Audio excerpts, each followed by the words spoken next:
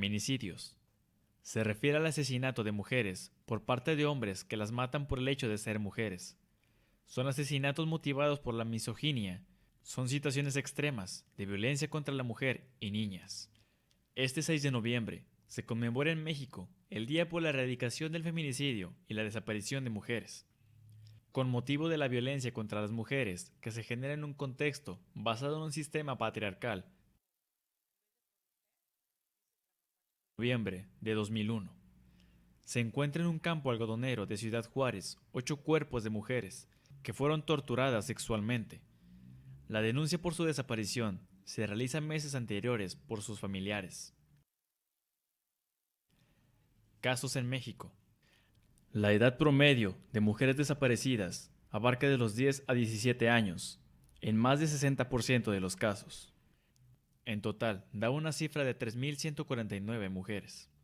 Esto sucede en los estados de Chihuahua, Coahuila, México, Hidalgo, Jalisco, Nuevo León, Quintana Roo, Sinaloa y Veracruz. Las mujeres asesinadas en 2009 fueron menores de 18 años, 10.5% en 105 casos de 0 a 5 años de edad.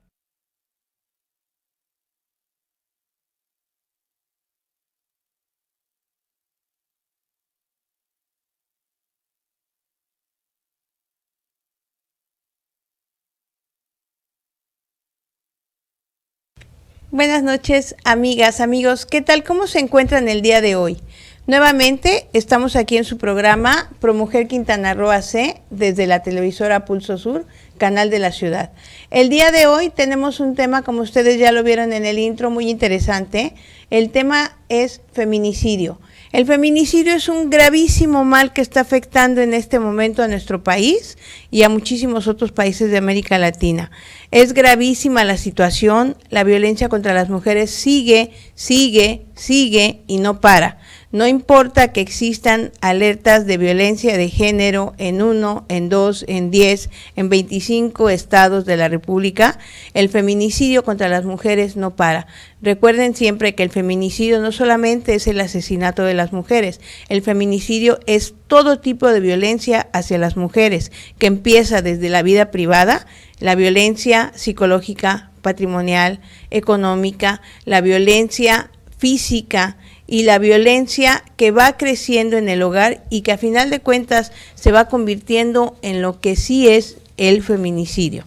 Feminicidio es el nombre también del tipo penal en los códigos penales para describir el asesinato de las mujeres en razones de género. Esto es, el asesinato de mujeres sencillamente porque somos mujeres. Grave situación la que estamos viviendo las mujeres en México y el día de hoy por eso ProMujer Quintana Roo, estando cerca del 25 de noviembre, que es el Día Internacional por la Eliminación de la Violencia contra las Mujeres, quiere retomar. Nosotras siempre estamos trabajando en este tema y el día de hoy decidimos continuarlo. No vamos a parar. No hay tolerancia de nosotras, de las organizaciones civiles, para el feminicidio.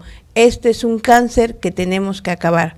El día de hoy también me acompaña, como cada semana, la licenciada Magda Rumoroso, mi compañera de ProMujer, la psicóloga de ProMujer. Hola Magda, ¿cómo estás? Gaby, buenas noches. Buenas noches a todos. Gracias, Magda. Qué amable que estés otra vez con nosotros y bueno, este es un tema bien interesante. Espero que volvamos a tener muchas visitas y muchas reproducciones como en el programa de la semana pasada, que también siempre abordamos temas interesantísimos. Es bien importante que pensemos que este tema del feminicidio, principalmente, y es el sentir de nosotras, continúa y sigue desgastando a las mujeres mexicanas porque existe violencia institucional contra las mujeres.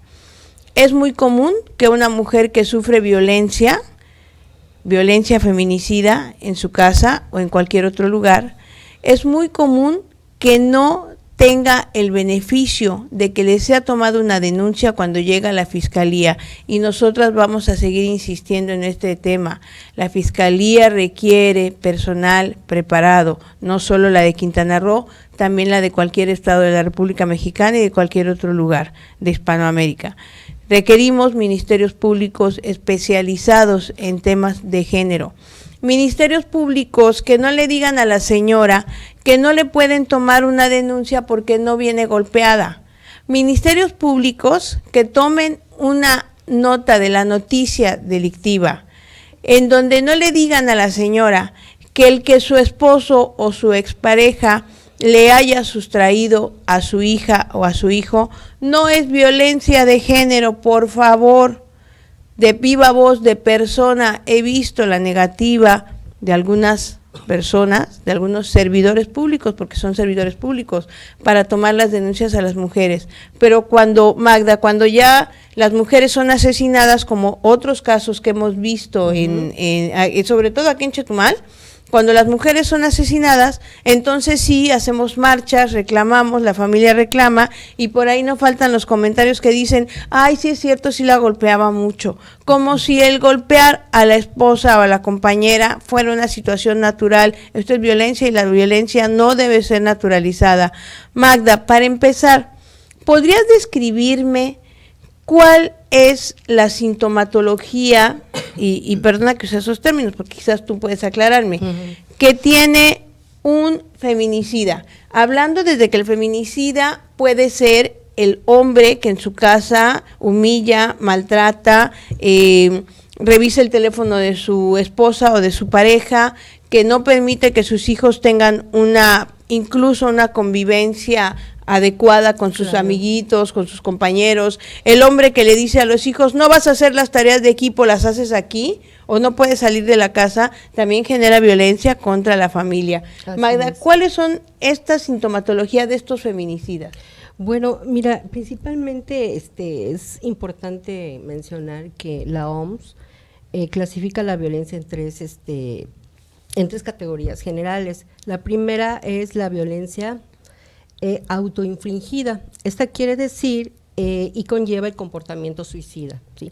La segunda es la violencia colectiva, que interfiere en lo social, lo político y lo económico. Y la tercera es la violencia interpersonal, que es la violencia familiar, ¿sí? Es aquí donde se inicia y se genera, ¿sí?, todo ese tipo de violencia, como lo mencionabas, y que desgraciadamente en ocasiones termina en feminicidio, ¿sí? La característica y un perfil, vamos a llamarlo así, de las personas que cometen este tipo de situaciones o de violaciones, sí, es que tienen una característica de celopatía tremenda, ¿sí? Creo ¿Característica de qué, perdón? Celopatía. Ya, ¿sí? Gracias. Celopatía, control y sumisión hacia la persona, ¿sí?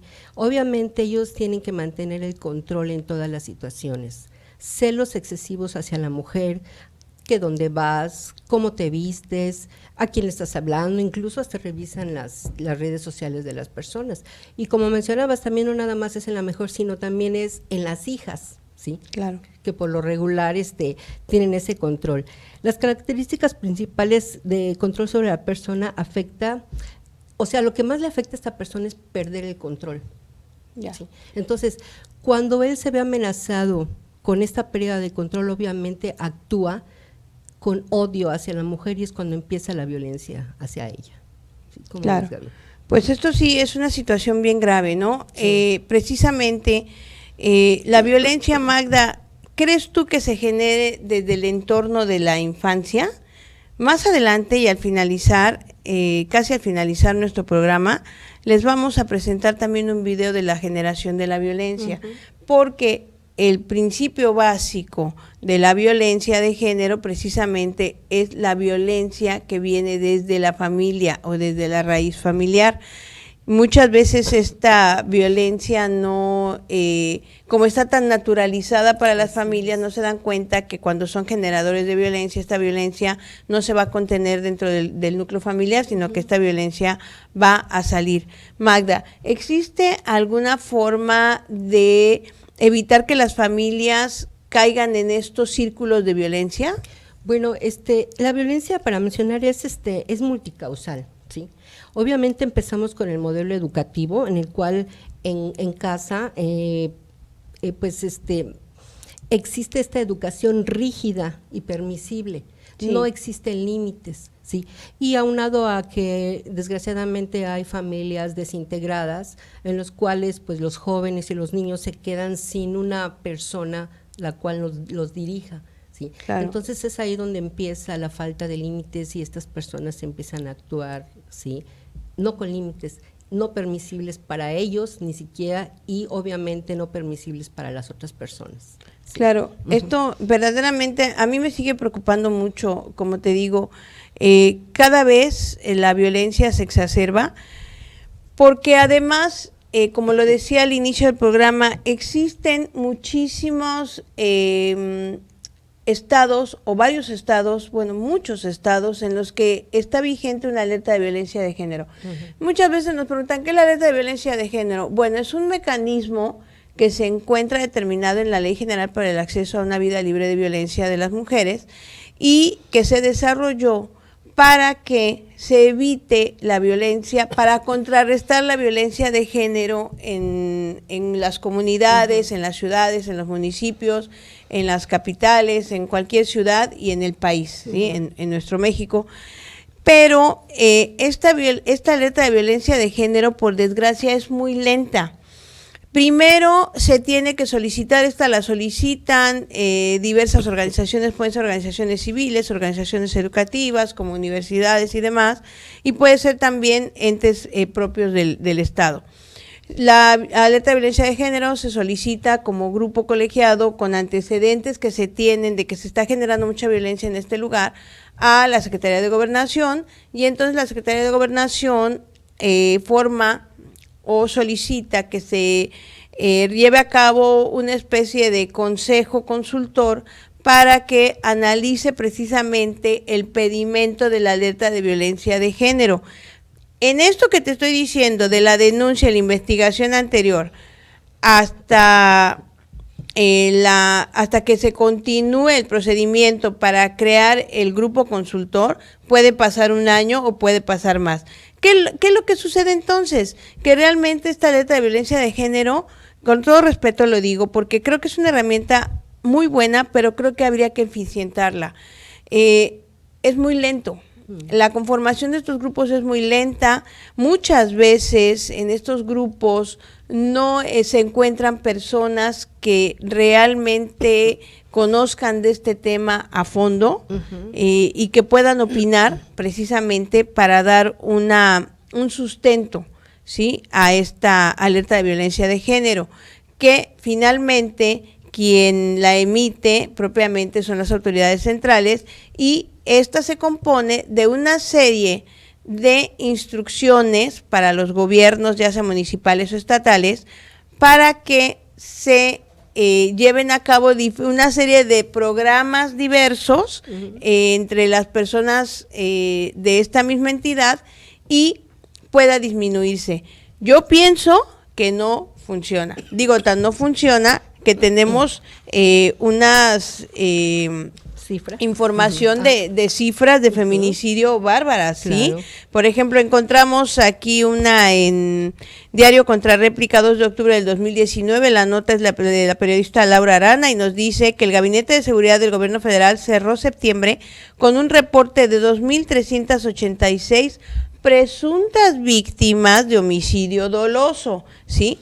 No se habla de feminicidio, se habla de homicidio doloso, porque como está en investigación y como se tiene que determinar si eso no fue feminicidio, pues entonces lo ponen como homicidio doloso. Y que se presentó que al día fueron asesinadas en nuestro país un promedio de 79 personas, ¿sí? De estas 79 personas, obviamente se superan las cifras de años anteriores, y de acuerdo con el informe que da a conocer la Secretaría de Seguridad y Protección Ciudadana de la Marina, las Fiscalías Federales y Estatales, del 1 de septiembre de este año, se reportaron 102 víctimas, de las cuales 12 fueron en Guanajuato, 14 en Michoacán, mientras que el 7 de septiembre transcurrió con 105 personas asesinadas, 9 en Michoacán, 9 en Jalisco, 8 en Chihuahua y 8 en Baja California. El tercer día con mayor violencia fue el 8 del mes pasado, con 101 personas asesinadas, o sea, de septiembre. 12 en el Estado de México, 2 en Guanajuato, 2 en Baja California y 11 en Veracruz. El 20 de septiembre fue de 114, de las cuales 18 fueron Jalisco, 15 en Guanajuato y 10 en Morelos, pese a que hubo una disminución de 83 víctimas respecto de agosto, que cerró con 2.469 víctimas, aún los índices de violencia siguen siendo altos, pues en los 10 meses de la actual administración, tan solo en diciembre de 2018, el índice del homicidio se reportado por el Gabinete de Seguridad, que de 2.153 personas, en enero 2.386 y así. Esto es, sigue incrementándose el índice de homicidios y obviamente de feminicidios. ¿Cuál es el problema? ¿Por qué realmente las cifras de feminicidio no son reales? Pues muy sencillo, porque no existen los protocolos de actuación de las fiscalías para determinar cuándo un asesinato contra una mujer fue un feminicidio.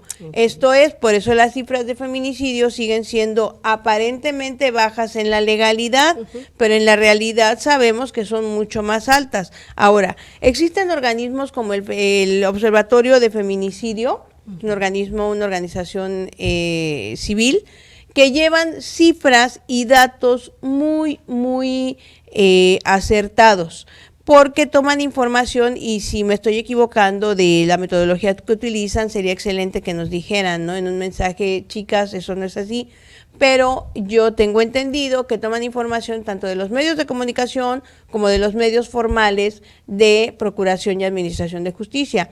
Hay otra situación también grave. Por ejemplo, ahora existen menos recursos para la investigación en estos temas para las organizaciones civiles, y eso es algo que de verdad yo sí le sigo pidiendo al presidente de la República, que debe de considerar que las organizaciones civiles seguimos siendo un ente importante para el Estado mexicano, que no por las malas pagamos todas, ¿verdad? Que sí existimos muchas que realmente trabajamos y que a veces incluso lo hacemos con recursos propios, ¿sí? Ustedes pueden consultar también, si gustan, desde casa, las estadísticas de la Secretaría de Seguridad Pública Federal sobre feminicidio. Sí existe una discriminación que hacen sobre los homicidios, pero siempre hablan de asesinatos dolosos, ¿sí? Entonces, como que no estamos teniendo precisamente esta incidencia que es necesaria para que la sociedad y los mismos organismos públicos volteen sus ojos y se den cuenta de que este problema del feminicidio sigue siendo muy grave. Y que lo reconozcan. Así es. Como Magda, en este momento me están diciendo que vamos a un corte y regresamos. El presidente Andrés Manuel López Obrador aseguró que el ataque a la familia Levarón, que dejó 9 personas muertas, entre ellas 6 niños, es un hecho lamentable y doloroso, pero que no responderá con guerra. Por tratarse de ciudadanos binacionales, el presidente Donald Trump condenó el ataque y aseguró que ya era tiempo de que México declare la guerra a las organizaciones criminales y que Estados Unidos está listo y dispuesto para involucrarse y hacer el trabajo de manera rápida y efectiva. López Obrador agradeció la oferta, pero dijo que la estrategia de combate al crimen organizado dejó numerosas pérdidas y víctimas durante 2 sexenios y que no continuará en la misma línea. Pulso Sur, el canal de la capital. Bien, como decíamos antes del corte, Magda, me gustaría que me aportes un poco más sobre tu experiencia precisamente en el trato de la violencia, porque yo insisto en que es la base precisamente de todo este feminicidio que estamos sufriendo las mujeres en México. Ok, Gaby, mira, la violencia y la agresión en contra de la mujer se ha convertido en una problemática actual de carácter y relevancia social, ¿sí? Sobre todo por los paradigmas y esta, vamos a llamarlo educación machista que existe en nuestro país, ¿sí? Los repentinos cambios sociales han hecho que la mujer se prepare más y tenga más voz y voto tanto en la sociedad, ¿sí?, como en puestos públicos y en general en todos los aspectos. Entonces esto ha ocasionado, sí, yo considero que ha ocasionado más violencia hacia la mujer. ¿Por qué? Porque el hombre tal vez se sienta agredido a ese respecto, ¿sí? Entonces, la educación machista no le permite, sí, en este caso, ver que la mujer se supere y pueda sobrepasar ciertos límites, ¿no? Que él, por esa educación que tiene, se han impuesto también por la sociedad, sí. Definitivamente yo creo que mientras más preparada sea la mujer, más va a haber violencia. No sé si esté en lo correcto, pero lo que yo he visto y es lo que en la experiencia con las personas que yo atiendo ha sido así, sí. O sea, el hombre tiene que tener a la mujer bajo sumisión, bajo control. Y cuando esta se sale de control, sí, el hombre genera violencia. Ya. Bueno, mira, fíjate qué interesante. Y sí, en efecto, la institución patriarcal, con su herramienta que es el machismo, como le llamo yo, precisamente provoca todo este tipo de situaciones, ¿sí? Por desgracia, muchos hombres no aceptan aún que las mujeres tenemos exactamente los mismos derechos. Alguien por ahí me decía recientemente en un evento del Congreso, es que no somos iguales. No, no somos iguales, porque biológicamente somos distintos, claro, sí, distintas. Claro. Somos iguales para la ley. Somos iguales en derechos. Obviamente tenemos diferencias, eso es natural. Claro. Y nadie está en contra de la existencia de estas diferencias naturales y biológicas, ¿no? Pero sí es bien interesante que incluso hombres con una preparación de alto nivel o una preparación incluso doctorados, que los presumen así a boca llena, sean hombres violentos con sus parejas, sean hombres que ejercen violencia económica contra sus mujeres y los hijos de estas, ¿sí? Sean hombres que ejercen violencia sexual contra sus alumnas, los que están en los ámbitos escolares y universitarios, ¿sí? Sean hombres que ejercen violencia contra sus pares, contra las propias maestras o profesoras que comparten con ellos el tiempo y comparten la academia. Esto es muy grave. Como dices tú, y lo digo en sustento a las palabras que dijiste, que quizás y desde tu punto de vista y de acuerdo a tu experiencia, mientras más preparadas son las mujeres, les genera más violencia a los machos. Por ello es que existen tantos movimientos de mujeres y a mí me da muchísimo gusto que haya mujeres tan jóvenes ahora en estos movimientos, porque déjenme que les diga que hace 10 o 15 años, al menos aquí en mi ciudad, las que nos llamábamos feministas éramos contadas, creo que así o así, nada más. Y ahora me da tanto gusto que sean muchísimas las chicas que se llaman feministas, sobre todo universitarias, que se llaman feministas, porque están descubriendo precisamente que esto es una forma de vida y que el feminismo no quiere decir violencia contra los hombres, no. El feminismo implica una forma de vida y el feminismo implica la defensa, promoción y ejercicio de nuestros derechos. Entonces, seamos feministas, cuidémonos, protejámonos y ejerzamos nuestros propios derechos y cuidemos nuestros derechos. Fíjate que, Magda, quiero comentar, sin que se me pase, sí, que el feminicidio se va convirtiendo en un problema tan grave para nuestro país que incluso desde el año 2007 se genera la ley para el acceso a una vida libre de violencia.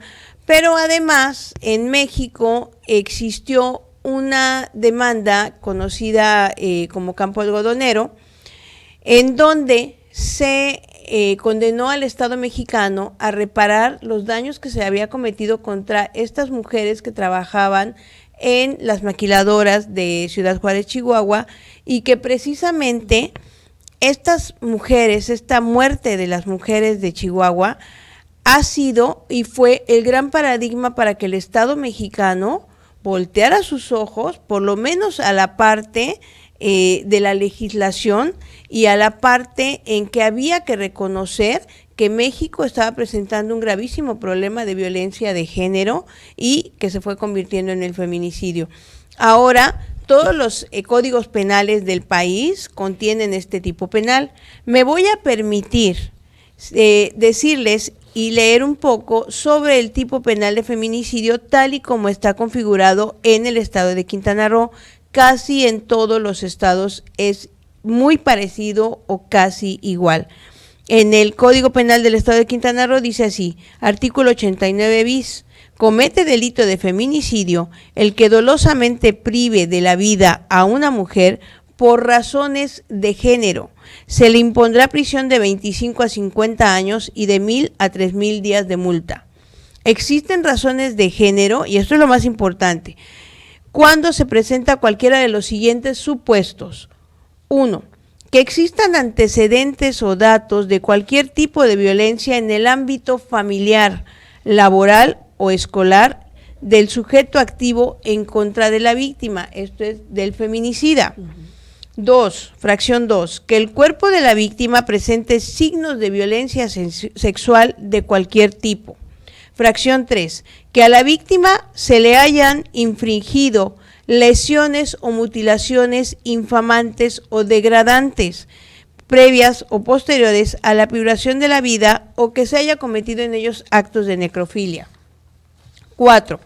Que existan antecedentes o datos que establezcan que hubo amenazas relacionadas con el hecho delictuoso, acoso u hostigamiento sexual o lesiones del sujeto activo en contra de la víctima.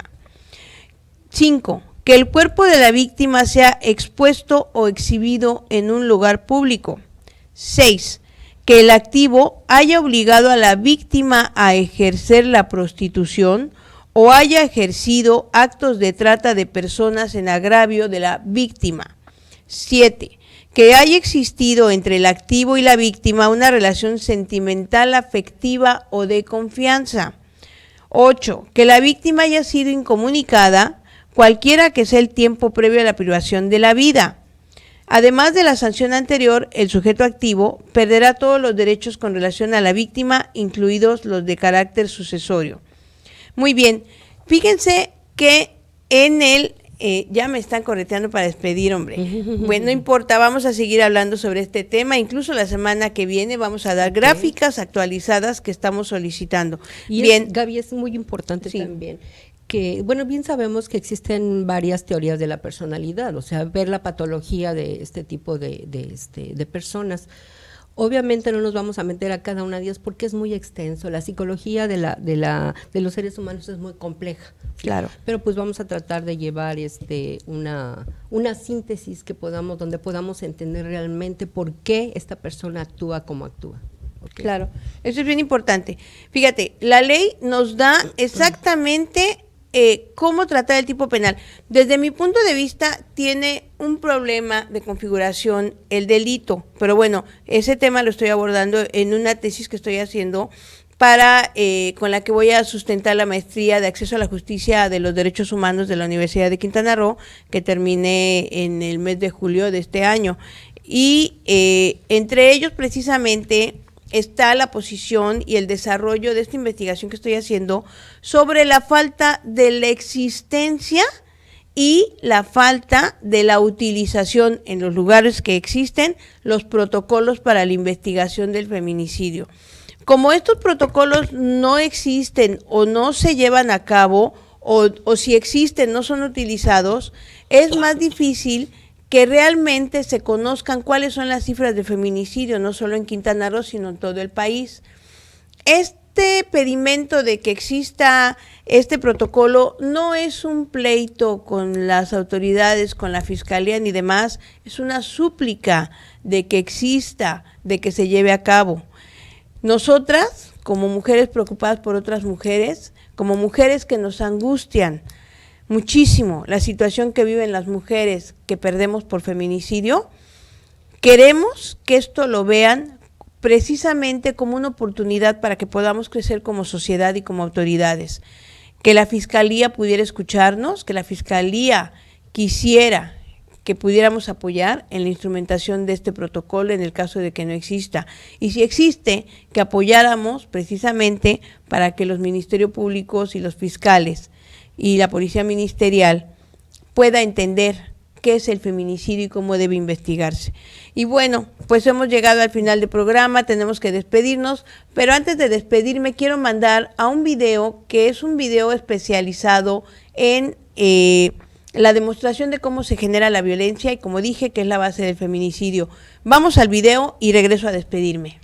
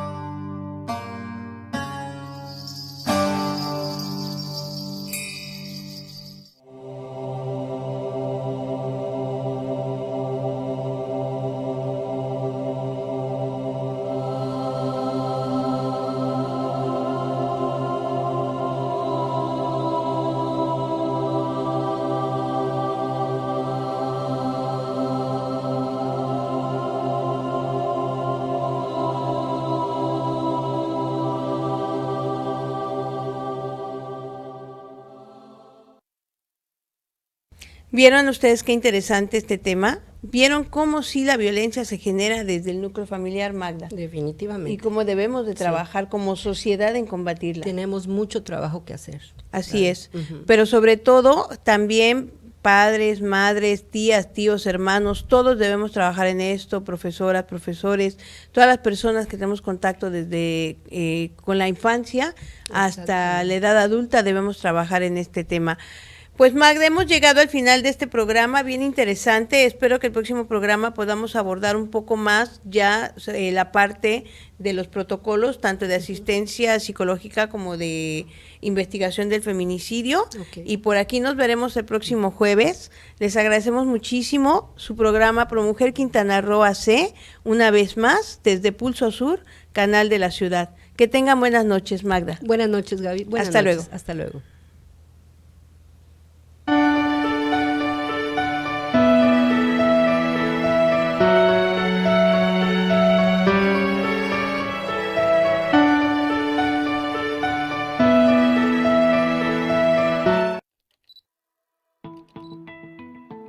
Esta es una producción de Covadonga Medios para Pulso Sur.